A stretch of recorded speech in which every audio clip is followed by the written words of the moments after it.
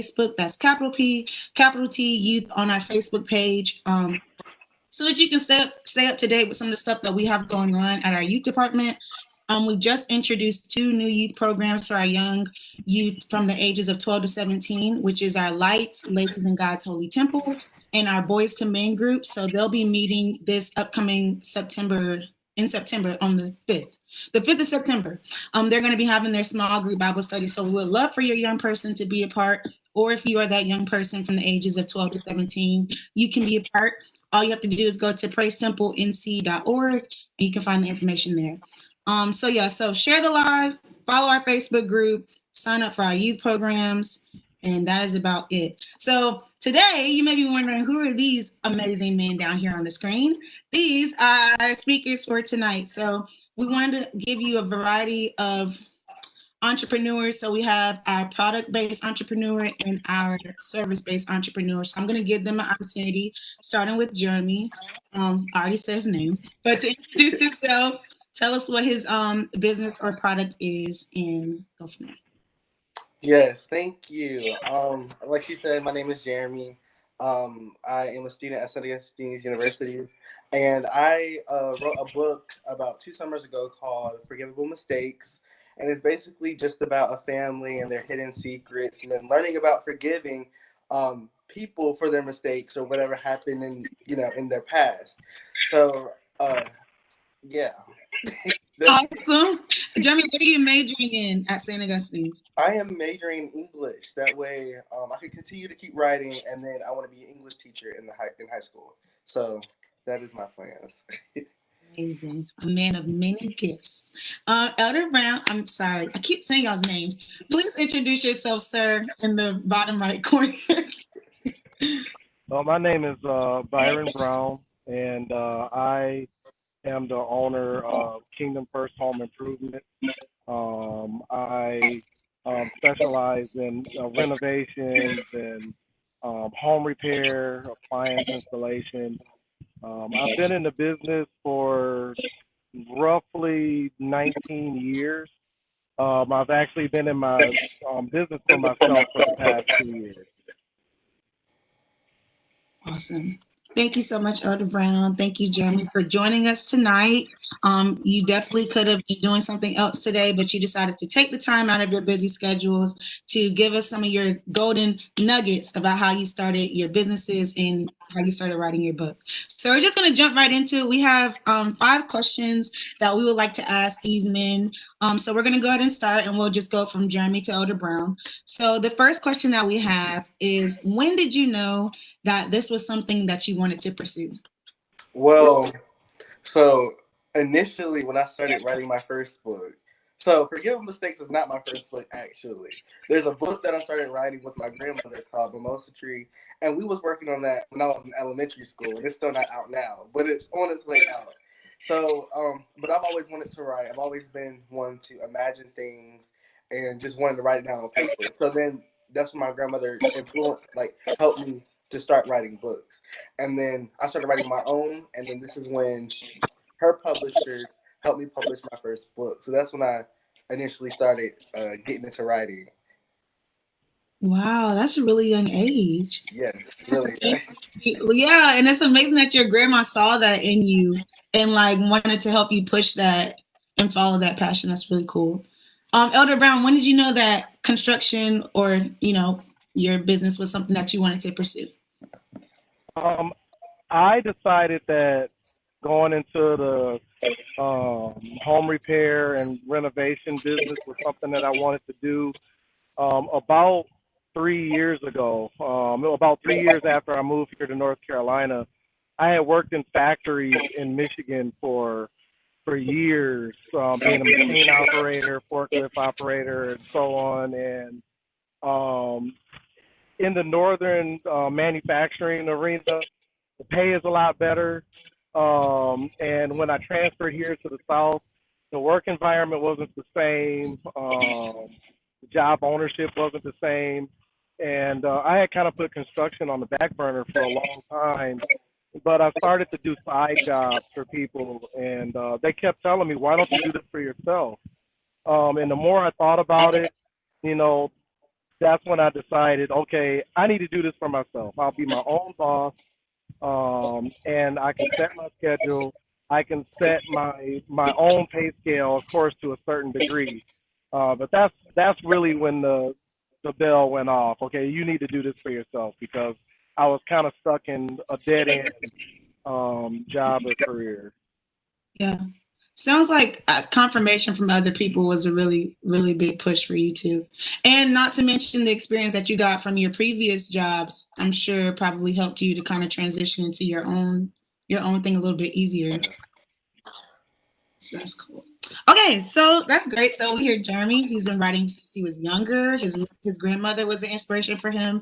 And Elder Brown, people just kept telling him, "Hey, why are you wasting your time doing this when you could be doing it for yourself?" So those are some really great points. So our next question is, what was your greatest fear when pursuing your business or publishing your book, and how did you overcome it? So there was a lot of challenges, especially when I started writing on my own.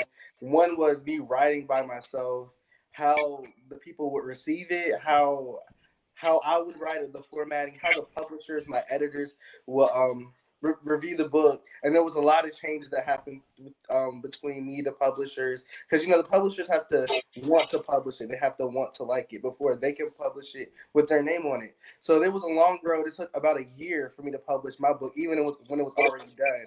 So it was a long road coming, but it finally came out. So yeah, there was some challenges, but at the end of the day, I had to realize that it's for me, and if people don't like it, it's kind of like if people are always gonna not like something, you still got to do it though. At the end of the day, right? Self-accomplishment, exactly. Right. Even if nobody understands, you can at least say, "I wrote a book and I published it and I did it." Correct. Yeah. Yeah. That takes a lot of determination too, Yeah. and confidence. Elder Brown, what was your biggest fear and how did you overcome it? My greatest fear, I don't know. I had two greatest fears, honestly. The first one was being able to overcome being stuck in the every 2 week pay cycle. I was used to collecting a check every 2 weeks, and I could count on it. As long as I showed up to work, I got paid. Most of the time, it was performance based, but if I knew that I fell a little short on my job, I knew that I would still collect the same paycheck every 2 weeks. My fear was owning a own business. What if I don't meet timelines? What if I don't put myself out there adequately to get a good customer base, and I don't get paid on a regular basis? To go along with that, my fear is, am I good enough to provide a product that people will buy and then continue to buy? Because with this business, word of mouth is pretty much 90% of advertising. People telling other people about my work, and then those customers deciding the next time they want something that they'll call me back again. Wow. That sounds like a lot of faith needed. And work put with that faith and probably prayer. I mean, I don't know, but I would definitely think like a lot of prayer too, making sure that, God is helping you through that process as well, mixed with your work and your faith. So those are some really great, not really great fears, but really great overcoming of fears. So our next question is, what motivates you? So Jeremy, what motivates you to keep going and keep writing?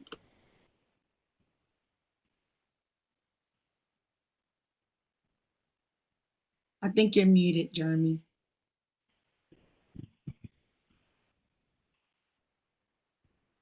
Okay, maybe we'll go to Elder Brown and then we'll come back to Jeremy. So Elder Brown, what motivates you?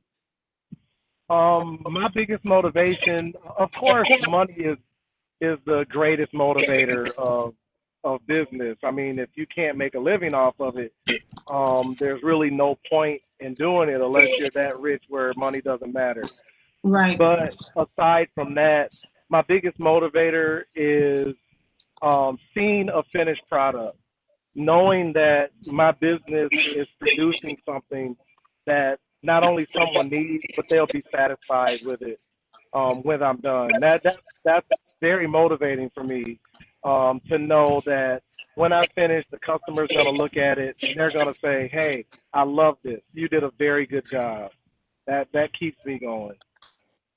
Yay, customer satisfaction. That's a big motivator. Jeremy, what motivates you? What motivates me is more of myself. It's it's wanting to do something that I like and then share it with the world. It's also my grandmother. It's also my family. It's a lot of motivation, especially when you're writing for yourself. You don't know what people like I said earlier. You don't know what people are gonna like, how they're gonna receive it. But you just gotta know that if it's yours and you like what you're doing, you just gotta push it out. You just gotta keep doing what you know is correct or what is right. And then in the day, you'll get the product of what you did, your hard work. Right, right. So your passion basically motivates you. Yeah, very much so. Cool. Cool. So how do you generate ideas? Keep stuff fresh. So when it comes to making ideas, my when it comes to like writing, it usually mine just it just pops up in my head, or it's something I see that I want to incorporate into the book. So there's not I don't really it's never like something that I plan. It usually just comes to me, and I'm like, oh, let me incorporate this. Oh, I like how it's never planned. I never planned anything that was written in my book. It just kind of came to me. And as you're writing, you just get into that zone of, oh, I like this. Oh, I'm gonna move this around. Oh, it's just especially when you're writing. And when I get into my zone, I call it my zone because when I get to my zone, I could just write for hours, like on end, Wow. and Wow. I won't even know hours went by because it's just I'm in my zone. So Right. Do you have yeah. to be like a certain environment? Like, do you need to be in quiet or can you be like around other people? Well, so to me, there is no certain environment to be in because and when I'm in different environments, I get different vibes and I get different emotions and different things. And when that happens, I can incorporate that all into the book instead of it just being like one setting. Because like usually when you're sitting in a quiet place, you're calm. Mm-hmm. But when you're in the loud place, you're kind of like it's loud and you just want to, engage. So I just kind of incorporate what I see into my book. You know what I mean? It's Yeah. just imagery. That's what I do. Okay, cool. So you kind of like feed off of the environments that you're I in. feed off them. Correct. Yeah. Okay, cool. Cool. That's a lot of diversity. Elder Brown, what helps you generate ideas or like change the format of how you want whatever you're building to be and stuff like that? Um, I know one of the greatest helps that I have when it comes to coming up with like innovative ideas. Um, my wife is very creative, and I'm like the opposite. I'm good at implementation, but I don't come up with these grand ideas. And so a lot of times, like I may send pictures, and she'll say, "Why don't you do this or do that?" And that helps me to get fresh ideas. My customers also bounce ideas off of me. What do you think about this? And it's things that I've never thought about before, but once I do it, I kind of add that to my repertoire of things that I do. So those are some of the ways that I get fresh new ideas as far as how to execute the work that I do. Yeah. Jemiah Brown, he just put a plug in for you, ma'am. You may need to go into some consulting business. That's cool. So I'm kind of hearing, so from Jeremy, I'm hearing taking the environments that you may be in and helping it work in your favor. And then from Elder Brown, I kind of hear being open to other people's input and kind of just taking as you go along and see how it can fit into what you already are doing. So I think that's some really good advice. Okay, so our last question, wow, this went by really fast. But our last question is how do you market your business or your book, and which tactics have been the most successful for you? Can I hit the belt line? Because I should have stayed on 70. We can hear you on the phone. Sorry. Okay, start with you. So the way I market the best ways I market my book is through social media, Mhm. it being Instagram, Snapchat, Facebook, Twitter, all those, especially when it comes to the younger like my generation or the younger generation, because that's where they're at. That's what they see on these platforms is usually like that's how I advertise my stuff. And then my publishers also advertise my stuff. Amazon does it through their little advertisement thing. So like it's a lot of advertisement that go around, even ones I don't see. But but the way I advertise is through social media. That's the best way for me to get my stuff out, and it's been very effective for me. If you just stay consistent, um, you'll get like I said, the success that you get. It's all about putting your work in and your work ethic when you're doing your own product or your own thing. Right. And would you say do you know who your target is? Is it open mainly for everyone, or do you have like a specific group of people that you want to So purchase your book? yeah, so when you're writing your book, they kind of ask you what's your age group or your audience. And mine is more of like the more people, the young people, so that I would say between the ages of 14 and 19. Mm-hmm. And it's more musical. Mine's more musical book, so that's where it's the category is. So it's a young book, musical category book. Um, so yeah, and then yeah, um, Okay. Okay. So for younger people, and then also music yeah. type people. Okay. And since we just went there, I just also kind of want to consider. I just want to say this too. Um, Even though I do write my own book and it is at my own pace, I still have to work with my publishers. And I still have to meet their deadlines, even though it's my book and it has my name on it. Right. Because just because it's my book doesn't mean I get to do whatever I want. Especially when you're making a product and you're trying to bring it, you have to work with other people and you got to work with their deadlines to be able to push your stuff out. Oh, did y'all hear that? That was a gold nugget. You have to be willing to work with other people. And I think that's a really good point, because I know probably for some people, when you're starting something and it's your own, it's like that's like your baby. And you kind of are very probably protective of your product or your business, because this is something that you're doing because you love to do it. And also you want to monetize off of it, right? Everybody wants to do Right. something that they love, but you have to be willing to work with other people. So I love that you said that, because not only do you need to be accountable to yourself, but you also need to be accountable to the people who are helping you, because you're Yeah. always going to need support from other people, because you may not be able to publish a book on your own, you know what I mean, or Right. go out there on And And even with that, you just got to make sure that because even though they have deadlines for you, you got to make sure you reach out to the right people. You got to be able to trust the people that you're gonna do your product or your business with. Because without that, then it's gonna get a whole lot in intent. It's just gonna get messy, and you don't want that. So you got to make sure you know the people you're working with. You got to make sure the deadlines are reasonable, and that it works for you and it looks good for your product.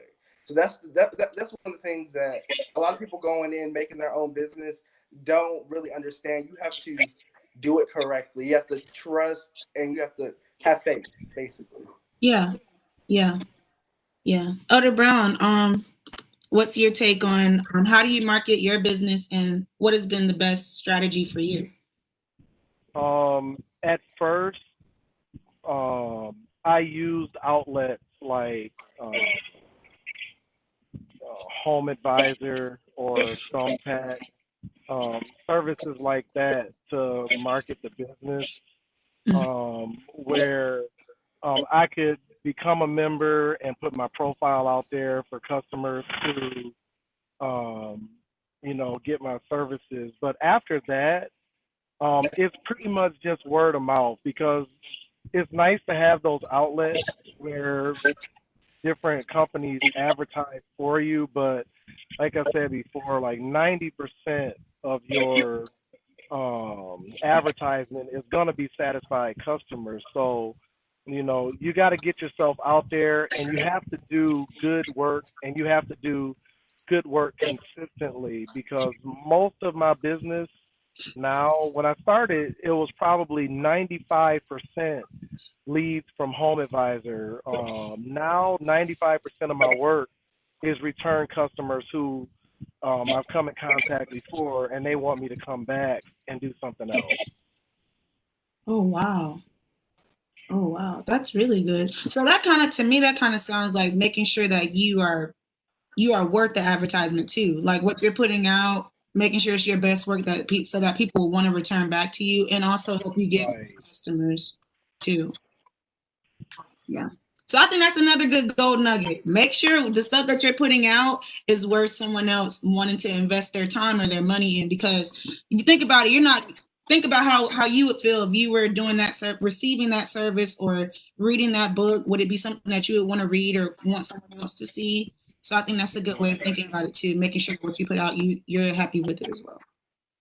So, and I didn't give y'all this question ahead of time, but I still want to ask it. What would be the best piece of advice that you would give the young person that's watching this, or the middle-aged person, or whatever age they are, who are thinking about starting their business or writing the book, or, whatever they're planning on doing? What would be the best piece of advice you could give them from your own experience?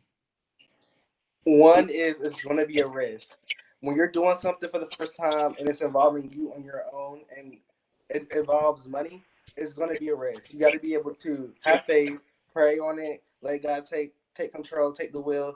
And secondly, you got to surround yourself with people that you trust. Because, like I said, you can't do anything. I mean, you can do it on your own, but it's going to be a hard road. You got to be able to trust people, especially when it comes to like books. You have no choice but to work with someone, especially when it comes to a publisher or editor or someone that's going to read and correct your book grammatically, all that stuff. So you just got to be able to work with others. That's the main thing. And you got to be willing to trust that you may fail, but if you fail, you have to get back up and learn where you messed up at. Fail forward. Correct. Elder Brown, what's the best piece of advice that you could give someone that's watching this? My best advice is don't be afraid to work hard at accomplishing your dream. It's easy for me, especially when I first. Ooh, I think we lost him. Isn't that like the devil to just right in the midst of the good? Oh, maybe we're gonna see if we can get him back, people. He's muted now. Okay. Can you hear me? Yes, we can hear you now. Okay, I'm sorry. The devil, it's the devil. The best advice I could give is don't be afraid of work. Don't be afraid to work hard, because it's easy to get caught up in looking at people who've been in business for 20 or 30 years, and they might get a project, this month, and they made enough off of it to last them the rest of the year. And so they're in Disneyland and taking vacations, and I might work every day of the year to accomplish the same thing. But someone told me once when I first started my business that basically starting a business is twice as hard as working a job. It requires twice as much time, but in the end, it's twice as rewarding. So I always remember that even though it might be hectic sometimes now, that in the end it's gonna pay off. I just have to stick to it and be faithful to what I know that God has made me a steward over, and just trust the process. I love this. I love it. If nobody else is doing something like this, I'm getting so much. I don't even have a business, but y'all make me want to just do. Let me find something that I'm good at and just try to make some money off of it. But but I think to Elder Brown's point, what I got out of that is don't compare. Also, because like Jonathan McReynolds says in his song, comparison can kill. I think looking at other people and what they have, you don't know what the challenges they faced or how much it took for them to sacrifice to get to where they are. So I think that's a really good point to trust in yourself. Don't be afraid to work hard because you're going to be twice as rewarded. And to what Jeremy was saying about making sure that you're praying about it, and, not giving up and failing forward, and trusting the people that are in your circle, having the right people in your circle. So I think that this is, and Elder Jones said, trust the process. Yes. So I love that. So I think we got some really great information tonight. I hope that somebody who's thinking about taking that first step to being an entrepreneur has gotten something from this. We have a young man, Jeremy, who's in college, all the way to Elder Brown, who is still a young man, but he's establishing his business as well. So you're never too young or too old to start that business and jump out on faith with that. So I'm gonna lead us out in prayer tonight, and then from there I'll just do some like small little announcements, and then we'll be done. So thank you, Lord, so much for allowing us to come together tonight, Lord, and have this discussion, God. We ask that you allow someone to have gotten something from this conversation.